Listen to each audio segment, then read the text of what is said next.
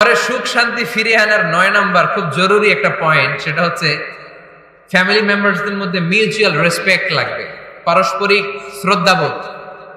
কেউ কারো দোষ খোঁজা যাবে না, কিন্তু আমরা দোষ খোঁজায় ব্যস্ত, ঠিক কিনা? ইগো ইগো ইগো আমাদেরকে শেষ করে দিল। ইগো প্রবলেম আছে না নাই? বৌমা শাশুড়ির দোষ খোঁজে, শাশুড়ি দোষ খোঁজে বৌমার। এগুলো আমাদের এলাকায়, সুজানগরে নাই। হ্যাঁ, আছে আছে আছে। ফ্যামিলিটা জাহান্নামের টুকরা হয়ে গেছে। বউ শাশুড়ি দেখতে পারে না, মানে ইগো ইগো প্রবলেম। এদিকে একজন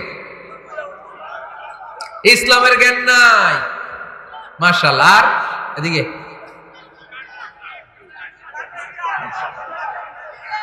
স্টার জলসা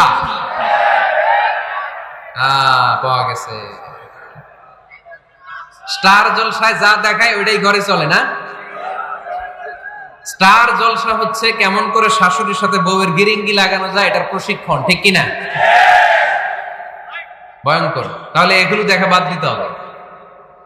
এগুলো যতক্ষণ ঘরে থাকবে হবে না, হবে না।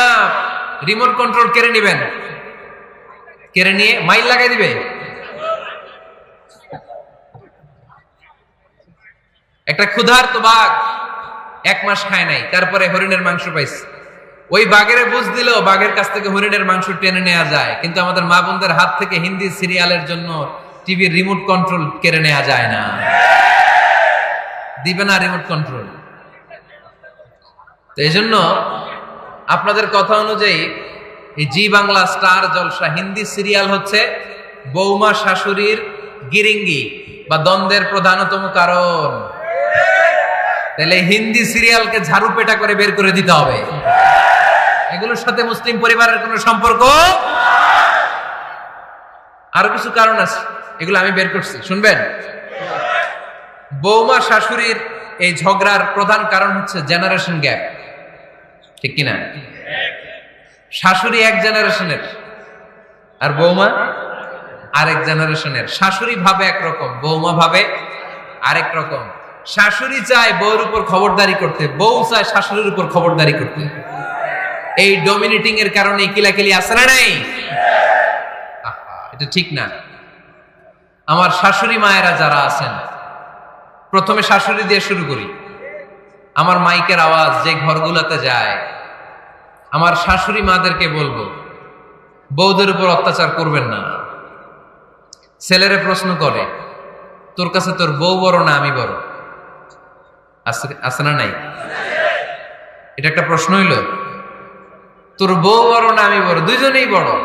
তো এক ছেলে সুন্দর উত্তর দিছে, আমার কাছে ভালো লাগছে উত্তরটা শুনে। এক মা প্রশ্ন করছে, তোরে এতদিন আমি লালন পালন করে বড় করলাম, জীবন যৌবন তোর জন্য শেষ করলাম, আজকে বউ পাইয়া বউ তোর আপন হয়ে গেল? এবার ছেলে উত্তর দিছে, মা আমার মুখ থেকে মা ডাক শোনার জন্য তুমি কি কষ্টটাই না করছো জীবনে। 10 মাস আমারে পেটে ধারণ করলা, খাইতে পারো নাই, বমি করছো, খালি ওষুধ খাইছো, তোমার পেট কেটে আমারে বের করা হয়েছে, 2 বছর আমারে দুধ খাওয়াইছো, পেশাব পায়খানা পরিষ্কার করেছো। বয়স যখন 3-4 তখন তোমার আমি মা ডাকছি। এই মা ডাকটা শোনার জন্য তুমি এত কষ্ট করছো। আর আরেকবারের মাইয়া এই ঘরে আইসাই তোমার মা ডাকা শুরু করছে। যেই মেয়েটা তোমারে মা ডাকে সে আমার আপন হবে না কেন মা? ঠিক কিনা? এই মা ডাক শোনার জন্য তুমি এত কষ্ট করলা, আমার লালন পালন করলা, 10 মাস পেটে ধরলা, পেশাব পায়খানা পরিষ্কার করলা, এরপরে মা ডাক শুনতে পারছো। আর আরেকবারের মেয়ে জানা নাই চিনা নাই এসেই তোমার ডাকা শুরু করছে মা। তো যে আমার মারে মা ডাকে তার স্থান তো আমার কলিজায়, ঠিক কিনা? শাশুড়ি আম্মারা যারা আছেন, প্লিজ বৌমাদেরকে কষ্ট দিয়েন না। অনেক শাশুড়ি আছে পান থেকে চুন খসলে রেগে যায়, পদে পদে স্ত্রীর ভুল ধরে, বউয়ের ভুল ধরে, আছে না নাই? এটা করবেন না। সে তো নতুন, আপনার অনেক এক্সপিরিয়েন্স হতে তার সময় লাগবে। তাকে সময় দিন, তাকে ভালোবাসুন, ঠিক কিনা? না বুঝে সামান্যতে বৌমারে বদদোয়া দেয়, এরকম আছে না নাই? কিন্তু বুঝতে চায় না বৌমারে যদি বদদোয়া দেয় তাহলে তার নিজ ছেলের পরিবারের ক্ষতি। পেটে ধরা যে ছেলে, ছেলের পরিবারের কিন্তু ক্ষতি, তার আপন নাতি নাতনিদেরই ক্ষতি। আওয়াজ করে বলেন ঠিক কিনা? বৌমাকে বদদুয়া দিয়েন না। বৌমাকে নিজের মেয়ের মতো দেখবেন। সমাধান আমি দিচ্ছি। কেমন দেখতে হবে? নিজের মেয়ের মতো। নিজের মেয়ে সকালে ঘুম থেকে ওঠে 11টা, ওইটা সমস্যা নাই। বৌমা কেন উঠলো না, ওইখানেই ঝামেলা। আছে না নাই?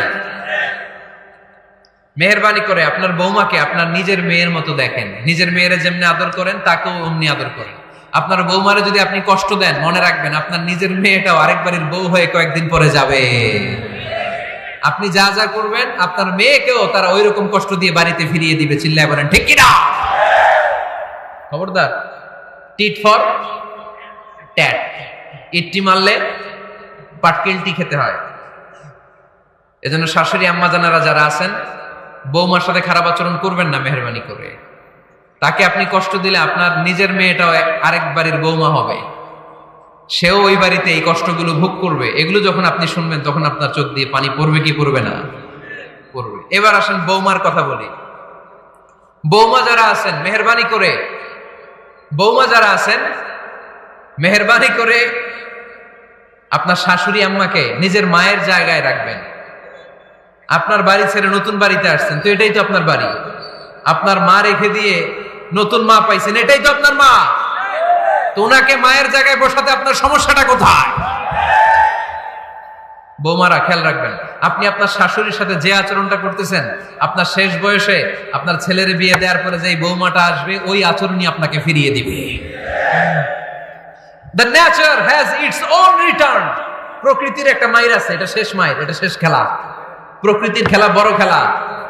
আপনি আপনার শাশুড়ির সাথে যে আচরণ করবেন, আপনার শেষ বয়সে আপনি একদিন শাশুড়ি হবেন, এটা মাথায় রাখবেন। ওই আচরণই আপনি ফিরে পাবেন। আওয়াজ করে বলতে হবে ঠিক কিনা?